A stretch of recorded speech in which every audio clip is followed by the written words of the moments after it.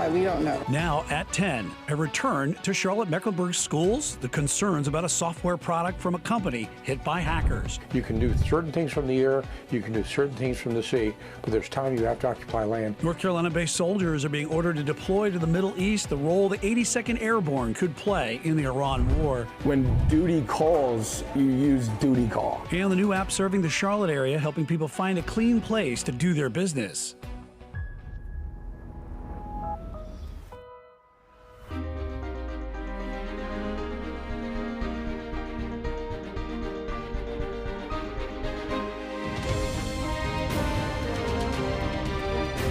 Queen City News starts now. Charlotte-Mecklenburg schools may be going back to using a software company that exposed students' personal information. The district school board approved a proposal with PowerSchool 15 months after it was hit by hackers. Thanks for joining us tonight at 10. I'm Brian Blakely. The December 2024 breach compromised the personal information of more than 60 million U.S. students, including CMS.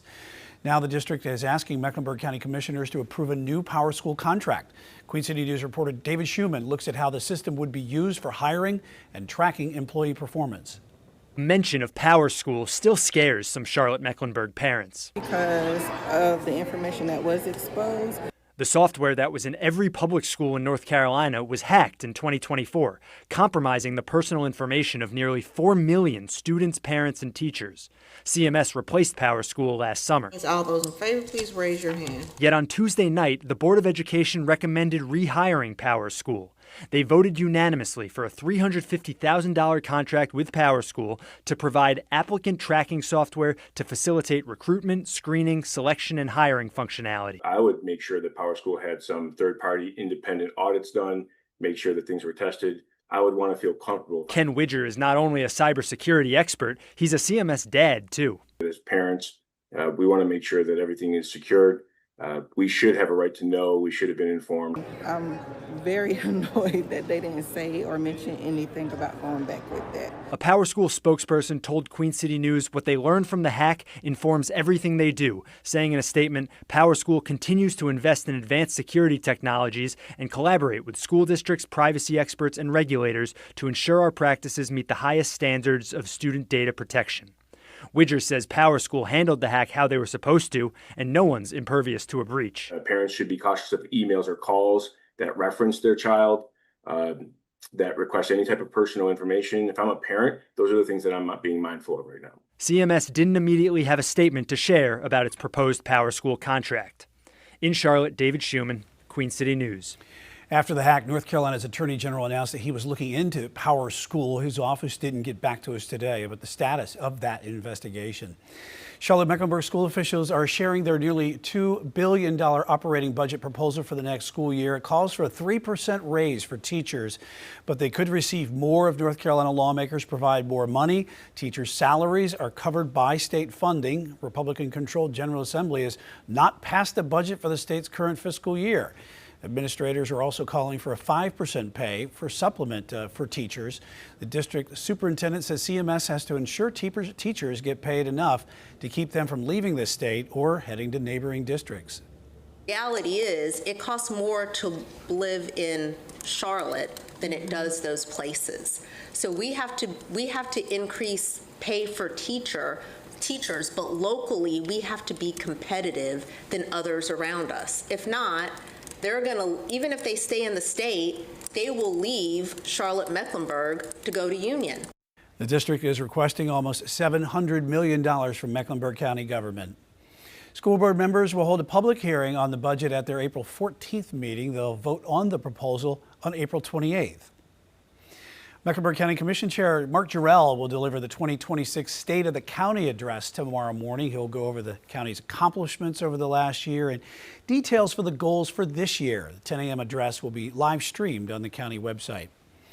Charlotte City Council members will hold a special meeting tomorrow afternoon to discuss the controversial I-77 South Express Lanes project.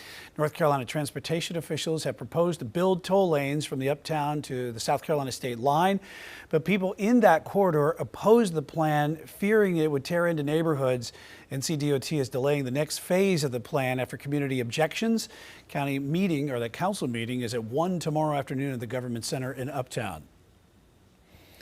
Pentagon commanders are ordering soldiers from Fort Bragg to head to the Middle East as the war with Iran continues. Defense officials say they're sending the 82nd Airborne commander and his staff to determine how many forces they may need in the region.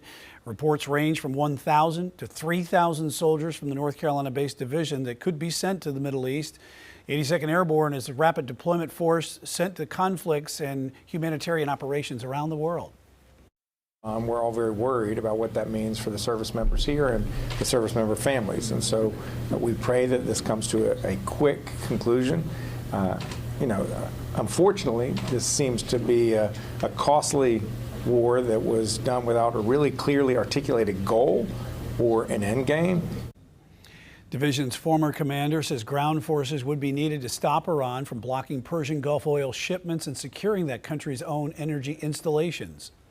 The only way you solve a solution is to put boots on the ground and control the environment. You can do certain things from the air, you can do certain things from the sea, but there's time you have to occupy land.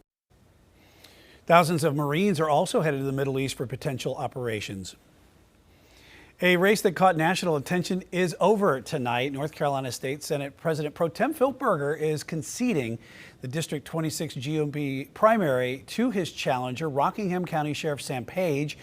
Machine and hand recounts never changed the results of the March 3rd election, leaving Page with a 23-vote lead.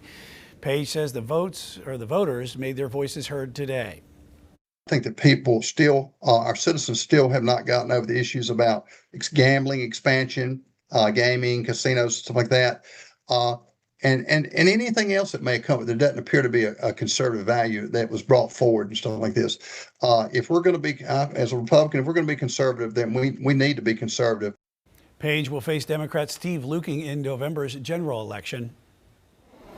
Following breaking news right now out of Chapel Hill, UNC Tar Heels men's basketball program, Hubert Davis is out as head coach after 5 seasons. That move comes after last week's first-round exit in the NCAA tournament after losing to VCU. This was the second first-round loss in a row for the Tar Heels. Davis succeeded Roy Williams as coach in 2021. He racked up 125 in 54 record, including a national title appearance in his first season. There is a new app for people in the Charlotte area to help find the cleanest, safest public restrooms. Queen City News anchor Caroline Boyer introduces us to the creator, who says his sisters inspired the idea.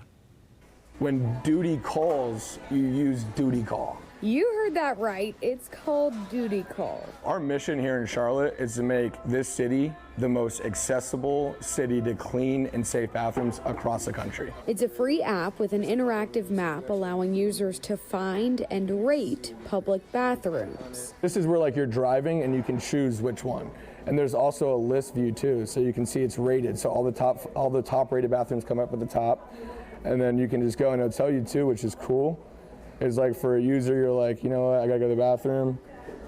I'm only 1 minute away, I'm 0.1 miles. So until your ETA, you can quickly get directions, you can see all the reviews people have left. Users can add details about the number of stalls, if there are soap and paper towels, if there's a baby changing area, and more. On the business side, owners can show when their restrooms were last cleaned. We're putting the problem out there because people don't realize they have it. And then when they see it, they're like, oh my gosh, I need something like this. I was just in a bad bathroom. Or my wife refused to stop at the last 3 places I took her to because it was gross. Colin Sylvia's idea was born out of frustration during work travel, not being able to find a place to go. The Charlotte native's sisters inspired the app's safety features. They were telling me, we're scared to go to bathrooms. We don't go alone.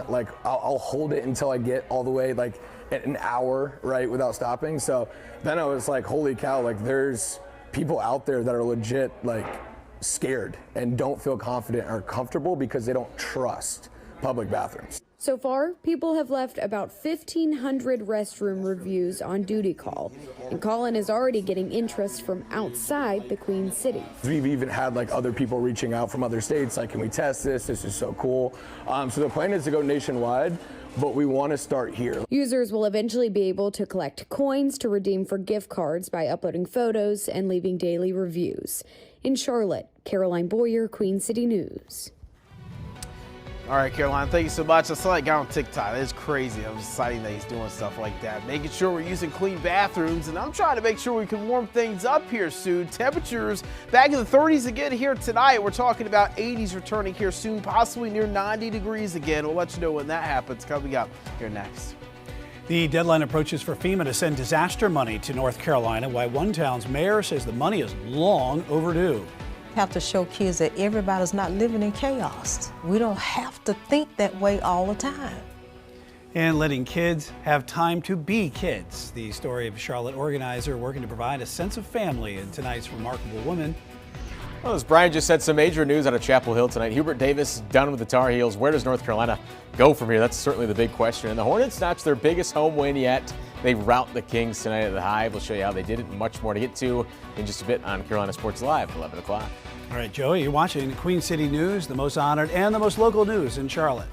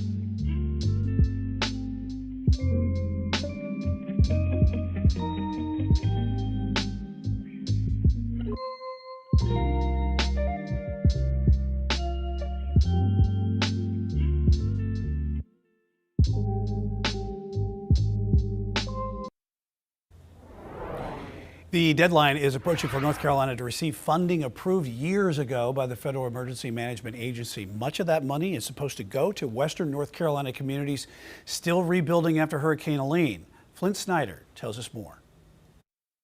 In Fayetteville, crucial bridges susceptible to flooding have yet to be replaced. Mayor Mitch Colvin says the city has not received millions in federal funds approved years ago to prevent bridge damage. We're hoping that we can get some resolution to this and the funds will flow in. A similar situation for crucial water infrastructure in Hillsborough, flooded after Tropical Storm Chantal last summer. The projects are part of hundreds of millions in scrapped federal dollars for disaster prevention across North Carolina. The Federal Emergency Management Agency canceled the Building Resilient Infrastructure in Communities, or BRIC grant program last year. North Carolina was one of 20 states that sued to get the money back. It ended with this ruling, ordering FEMA to reinstate the program. The agency also had to update states on the status of all BRIC projects by the middle of this month. North Carolina emergency management officials say FEMA has updated them and is reopening many BRIC projects, but the ongoing shutdown at the Department of Homeland Security, which oversees FEMA, is making it hard to get specifics.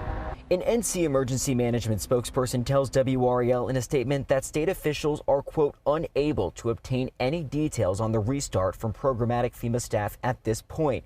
Given these factors, there is no timeline on expected restart and funding. With the uncertainty, Colvin says impacted municipalities may have to make tough decisions. Without this funding, what would happen? And we only have so many revenue levers to pull. You know, one is raise taxes, which this is a terrible time to do that to anyone. It still ends up back on the back of the local taxpayers who can't afford it right now, quite honestly. A federal legal battle now having a local impact. There's no burn ban in place for North Carolina, but crews statewide say they've been working on more calls of burns getting out of hand. Due to recent weather conditions, they're telling people to avoid outdoor burning this week and possibly into next week. Strong winds and low humidity on the main drivers. Firefighters say their concerns don't end with just the flames themselves. We have to look at the buildings or the residences next door. So we don't only try to protect the building that's on fire, we're looking at the exposures too. North Carolina Forest Service officials say the state's largest current fire is in Wilkes County, burning 195 acres, but it is 95% contained tonight.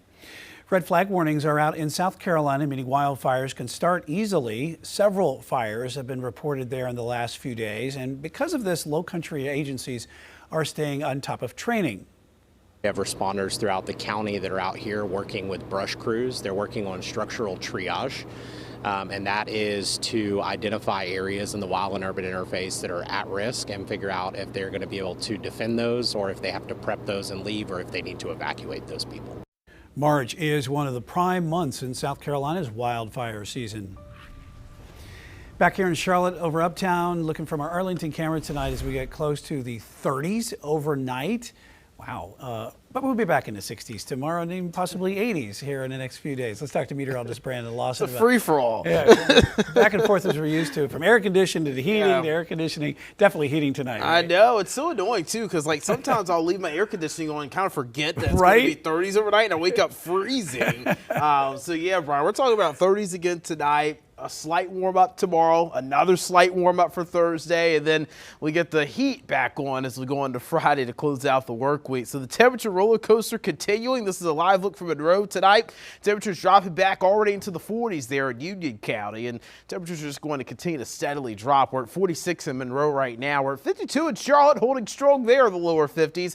You got 48 in Shelby, 47 Morganton, 48 Hickory, 30s already in the mountains. And again, lows tonight will be falling into the lower 30s in the mountains, and then mid to upper 30s towards Charlotte. So I actually expect temperatures to be colder tonight compared to this morning. So just be wary of that. You might want a heavier coat tomorrow morning as you're out the door. The cold start tomorrow, then more seasonable for the afternoon. I do have mid 60s. We'll be under a mix of sun and clouds out there throughout the day tomorrow. I've got 66 degrees for Charlotte tomorrow.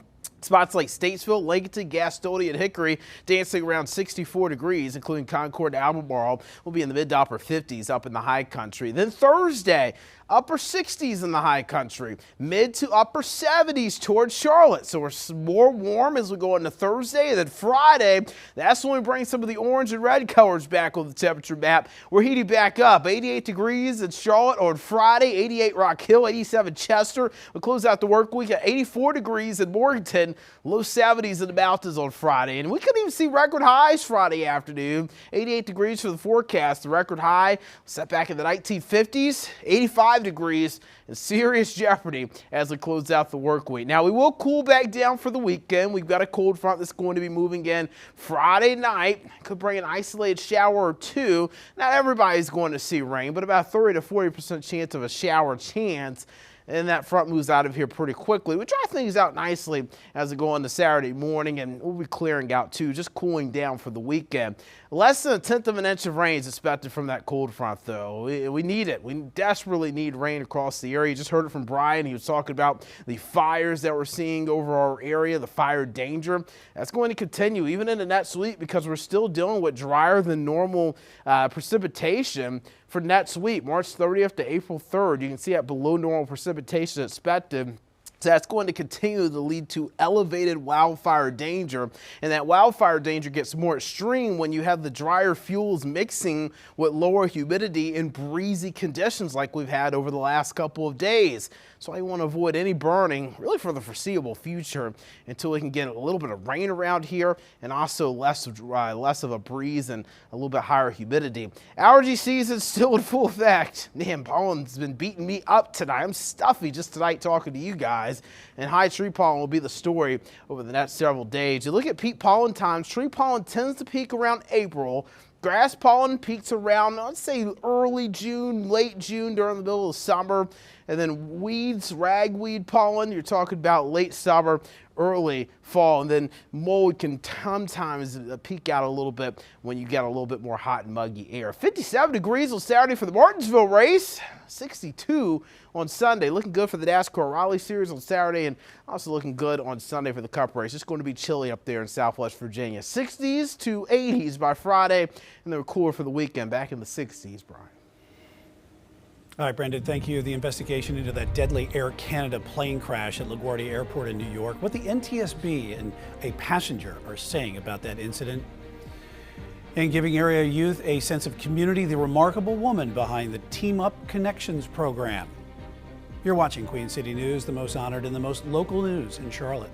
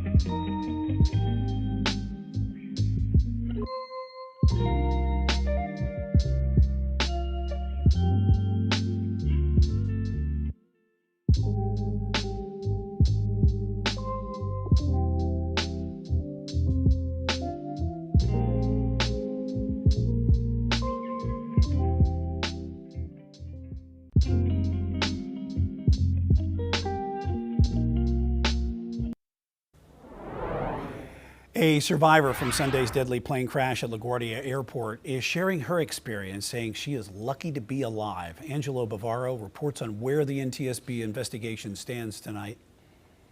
This video showing the moments right before an Air Canada plane collided with a fire truck while landing at LaGuardia Airport late Sunday.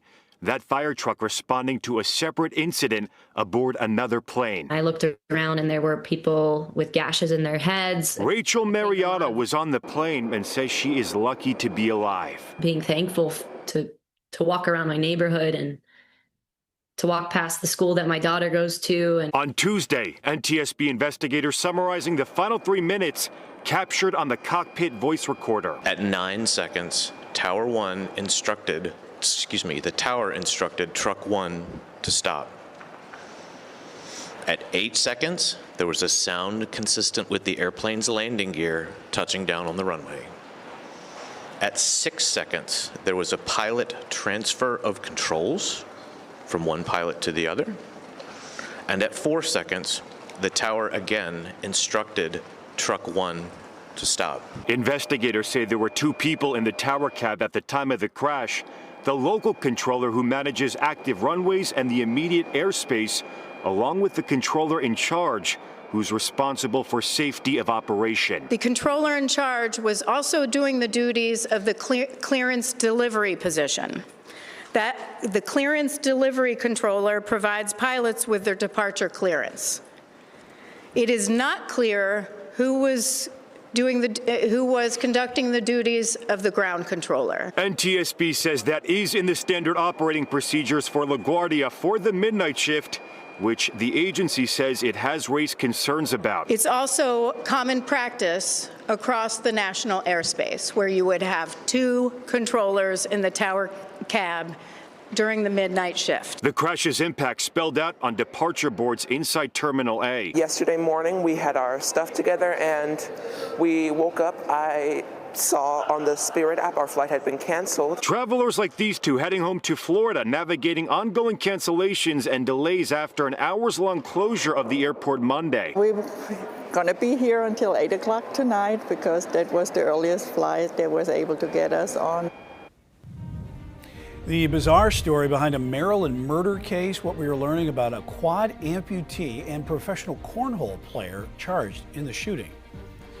You're watching Queen City News, the most honored and the most local news in Charlotte.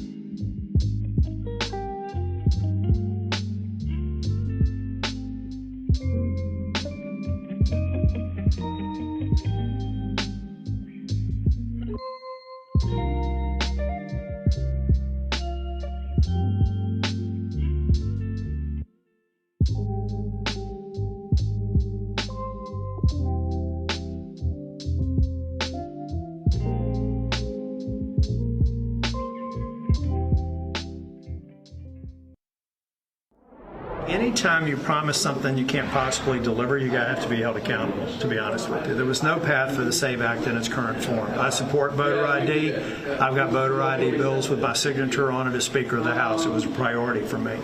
But this bill is not ready for prime time. That is North Carolina Republican Tom Tillis talking about the controversial SAVE Act currently being debated in the Senate. It would require proof of citizenship to vote and for people to show photo ID to vote in federal elections. But Democrats and some Republicans oppose the bill. President Trump has threatened to avoid signing any other legislation until the SAVE Act passes, but Congress appears to be nearing a deal to fund the Homeland Security Department and resume paying TSA agents at airports. Raquel Martin tells us how close lawmakers are to an agreement tonight.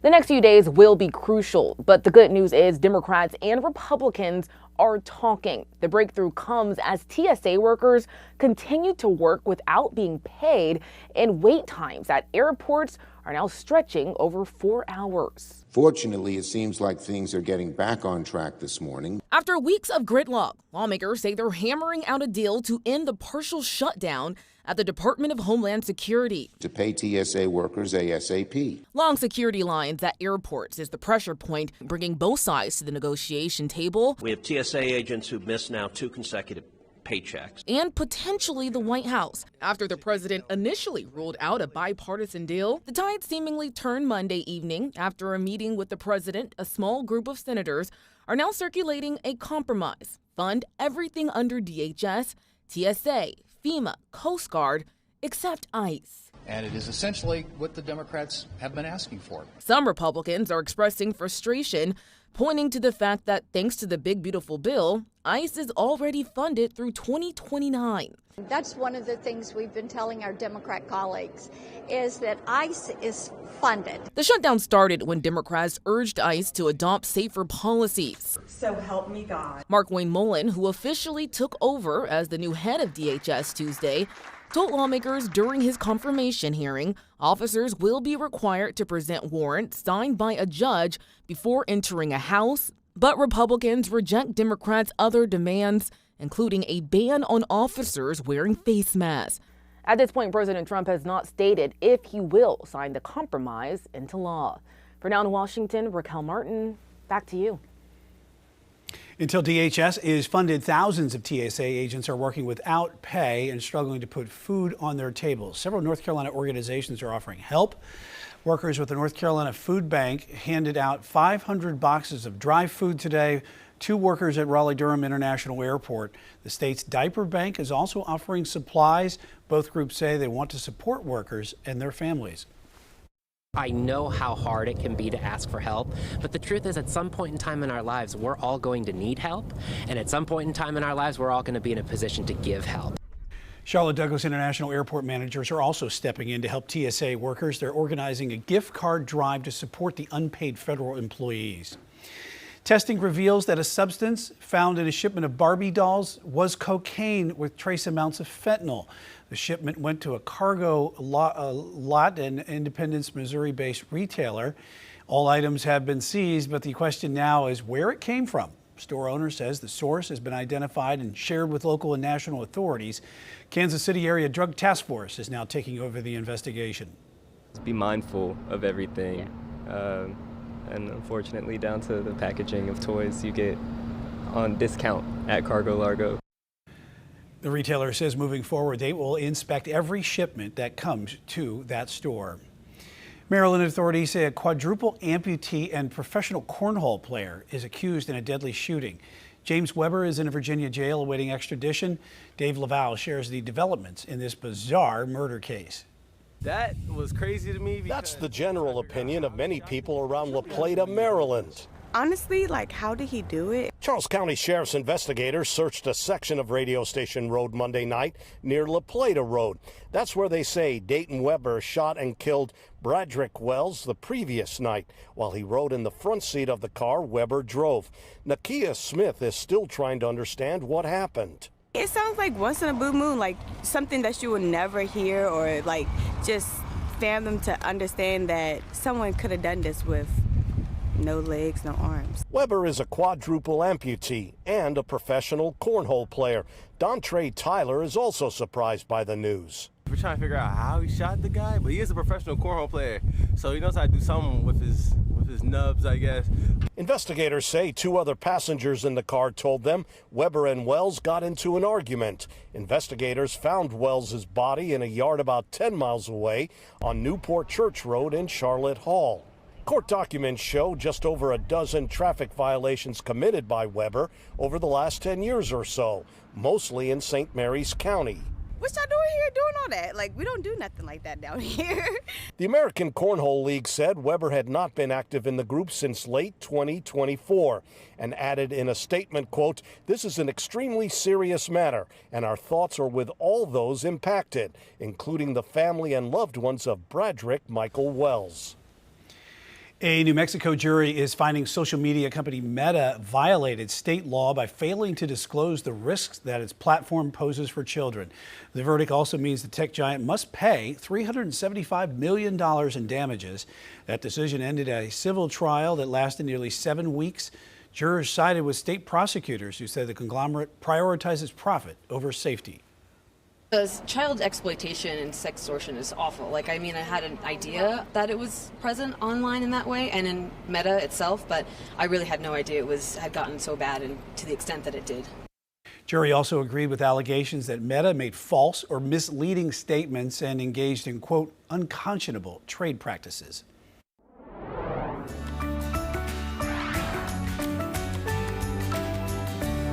Late last year, Queen City News and its parent company Nexstar launched a campaign to feature remarkable women in our area throughout this month. We asked you to tell us about the remarkable women in your life, and you answered. Being a teenager can be tough. Sometimes kids fall into the wrong crowd, get into trouble, live in a difficult family situation, or just have a negative attitude. It can take a village to change that, or in this case, a team, which Robin Sturdivant knows firsthand. Here is the remarkable story of Robin and Team Up Connections. This may look like another ordinary afternoon after school for these kids, together playing basketball. But it's not just another ordinary gym. This is part of Team Up Connections, and they've gathered at their usual meeting spot at Robinson Presbyterian Church in Charlotte. Team Up Connections is a nonprofit focused on mentoring and providing family services for youth and their parents. To Robin Sturdivant and her husband Daryl, it's ministry. Robin likes to tell the kids that they are meant to be here. We always tell them that God orchestrated it. He sent you here because we're going to tell you the truth, right? We're going to speak to your heart because there's a real you somewhere in there. Daryl spent 30 years as a police officer, most of that time working with the youth, seeing the good and the bad. After retiring in 2016, he and Robin soon realized their work in the community was hardly over. Every day he got a call about speaking with his family. Can you speak to this young man? Teacher will call, superintendents will call, area superintendents, because that's what he did on the force.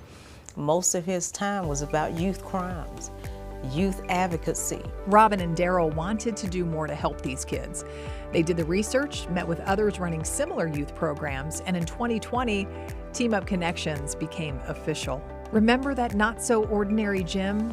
Well, this is not just another ordinary program. We never want the kids to feel like they're just being thrown in a program. We don't operate as a program. We move like a family.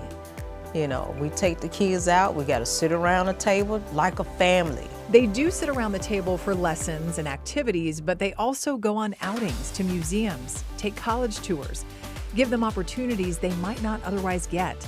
One place in particular always puts a smile on their faces. Chuck E. Cheese. Chuck E. Cheese. They have to be reminded that they're kids. They have to remember that.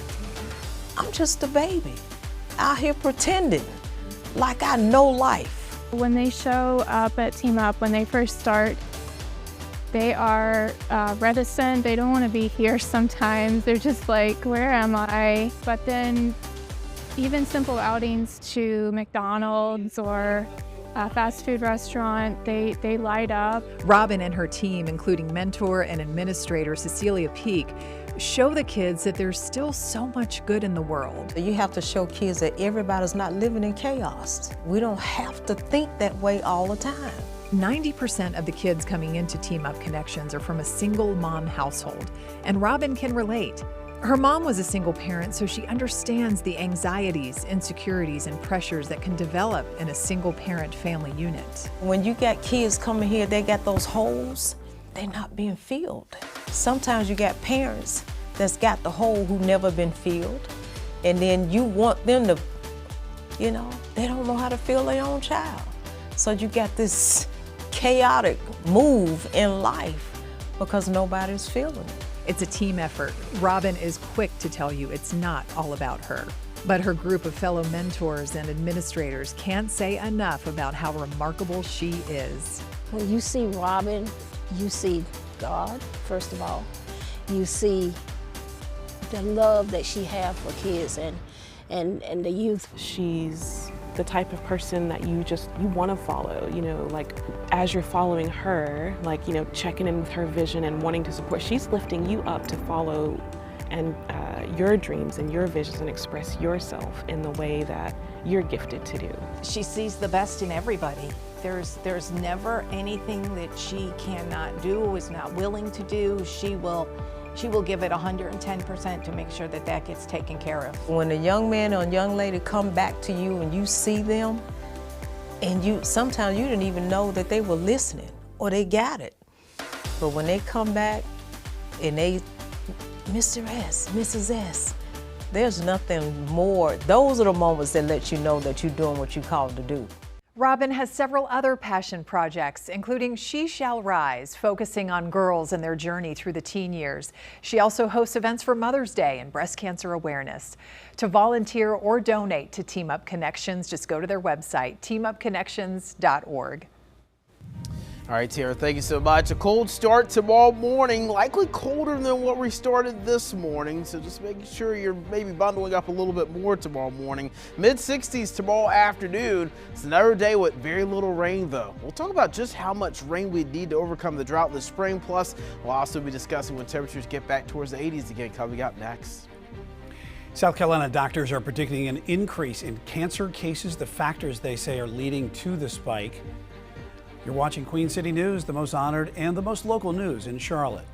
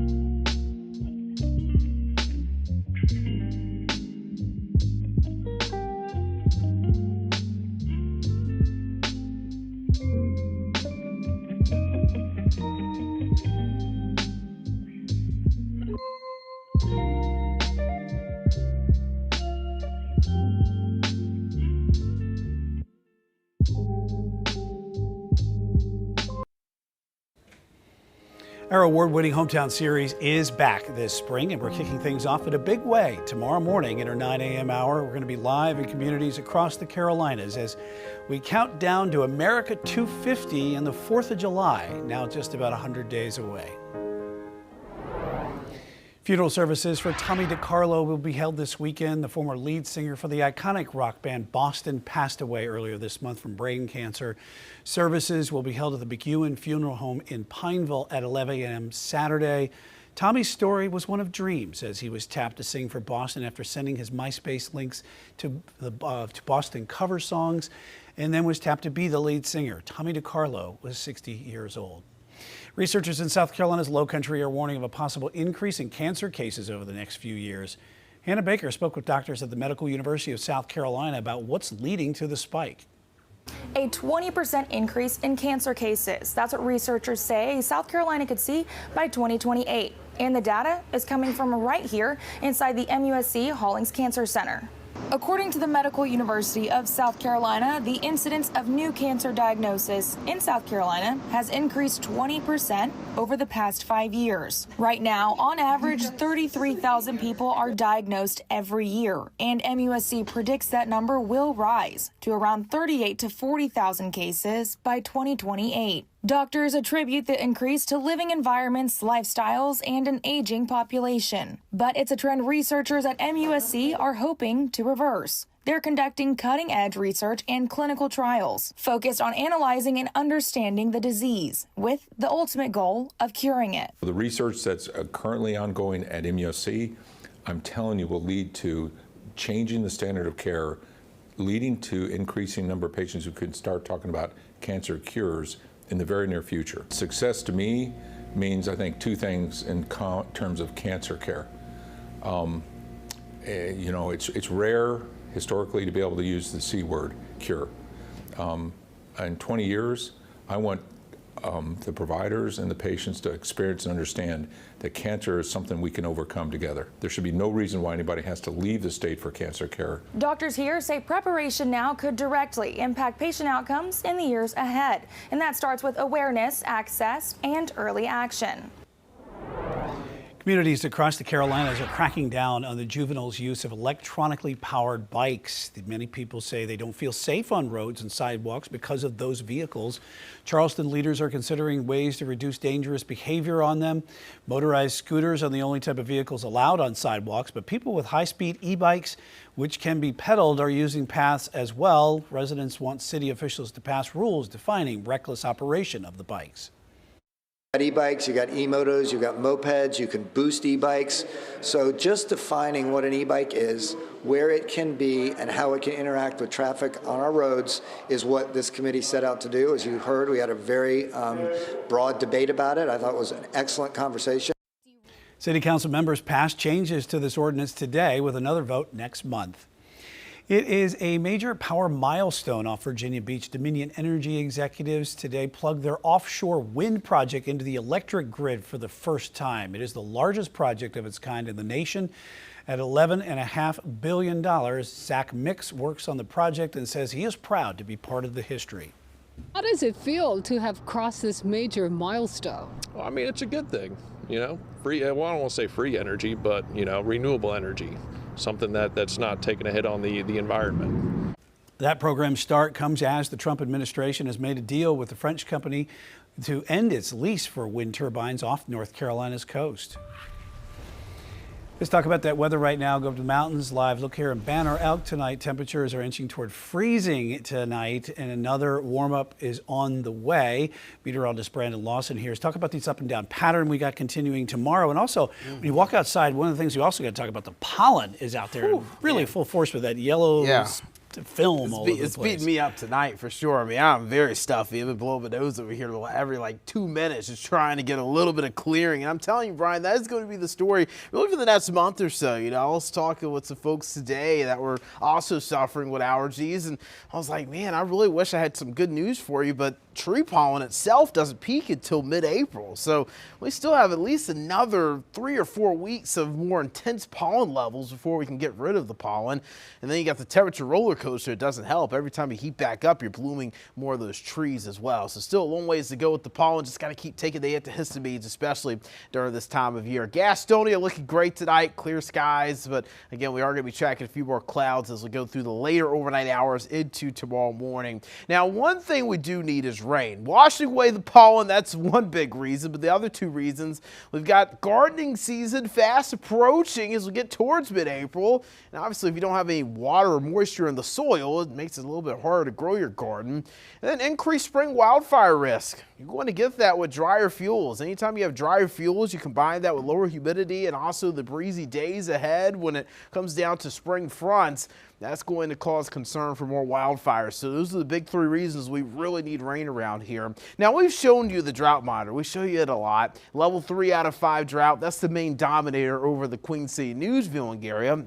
You do have that level 4 out of 5 drought popping up. But what does this really mean? So when you look at the climate divisions across the Carolinas and you look at how much rain is needed to end the drought in 3 months, you're looking at about 18 inches of rain needed over the next 3 months in Charlotte to end the drought. That includes Charlotte, Gastonia, Albemarle, much of our region. As we're getting up towards Statesville in the mountains, Hickory there too, 16 inches of rain needed. Now, again, that doesn't necessarily mean, 12 inches of rain over the next 3 months doesn't help. Yeah, that'd probably decrease the drought a bit, but in order to end it completely, you're looking at between at least 16 to 18 inches for much of our area of rainfall needed. And we're definitely not going to be getting it this week. Obviously, 18 inches is hard to get in 1 month, but looking at this little front that we've got moving through Friday night, not a lot of moisture with it. Maybe a few isolated showers Friday night into Saturday morning, but that's about it. We'll be dry by Saturday morning, and we're looking at less than 1/10 of an inch of rainfall from that front as we get into Friday night. And that's the only front we've got over the next week. Maybe some isolated shower chances early next week, but that's about it. We're looking at drier than normal conditions continuing for the next week or so for the Carolinas and also down through the southeast. The wetter than normal conditions are going to be up towards Chicago and Detroit. We could really use the help that they're going to be getting with the rain. They've actually got a stalled boundary up there right now that could produce some showers here soon over the next couple of days. Cooler weather over our region. See a few high and mid-level clouds. Could actually create a pretty nice sunrise tomorrow. If you're one that likes to look at the sunrise, could be a pretty nice one tomorrow. That front continues to depart down to the south. Temperatures right now in the low to mid 40s. We're still in the lower 50s in Charlotte. The mountains have dropped down to the 30s. I've got lows tonight dropping into the lower 30s in the mountains. Will likely be in the mid to upper 30s around Charlotte. So you might need a heavier coat tomorrow morning than what you needed this morning. It will be a little bit colder. We are going to be warmer for the afternoon though. Mid 60s, more seasonable, a mix of sun and clouds. We've got 66 degrees tomorrow, 58 in Boone. And it's just a stair climber here for the rest of the week. 60s on Wednesday, 70s on Thursday, if not near 80. Then Friday, I've got 80s and possibly record high temperatures Friday. 88 degrees, your forecast, your record is 85, set back at 1950. So we're warming back up gradually through the rest of this week, and then the weekend we do cool back down again into the 60s. We'll be gorgeous though, staying dry for Saturday and Sunday, Brian. Sounds good, Brandon. Thank you. A daring doggy rescue in a New York river. Look at that cute fella, how the pet's owner learned about his rescue from Florida. Hey, Joey Els is here with the preview of Carolina Sports Live. I'm going to be joining you tonight talking about a lot of basketball. Yeah, we got some big news with one Hubert Davis, North Carolina. They actually did it, didn't they? So now where do the Heels go from here? After moving on from Hubert is the big question. The Hornets notching their biggest home win yet. They rout the Kings. We'll show you how they did it in just a few minutes here with you and I, Brian, on Carolina Sports Live. Yeah, all right. Looking forward to it, Joey. As always, you're watching Queen City News, the most honored and the most local news in Charlotte. We'll be right back with more.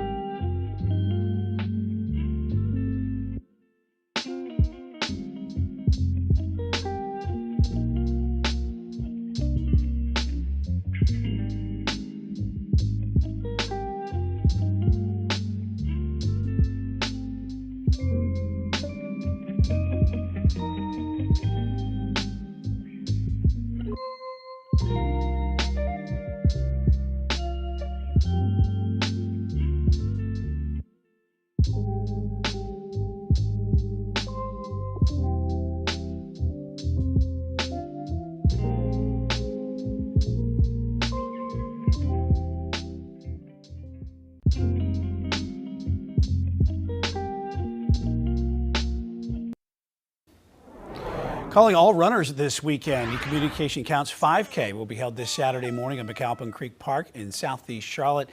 The timed race, fun run, and kids dash will benefit the Charlotte Speech and Hearing Center.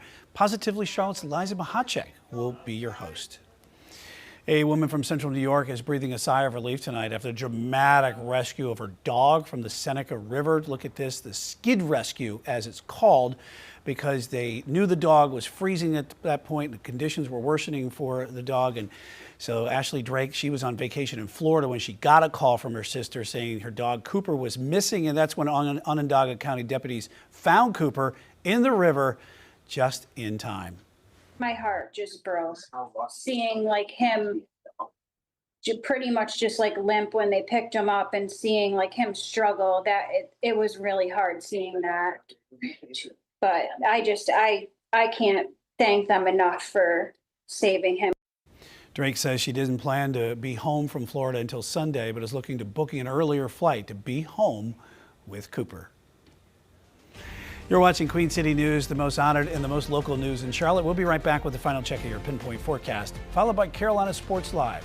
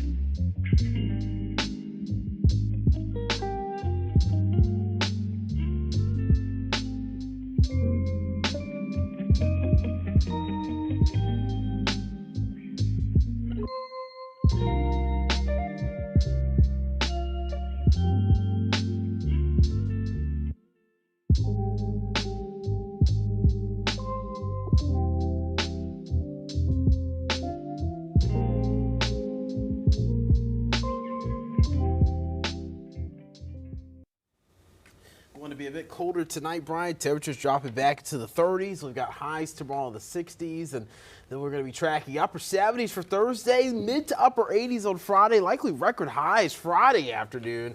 Then we'll cool back down with a few showers late Friday night and a cold front driving back into the 60s for the weekend. Yeah, that Friday night's going to be looking like a good night for everyone to get outside. And TGIF for sure. Thanks, Brandon. And stay right there. We got CSL coming up with this guy, Joey Ellis.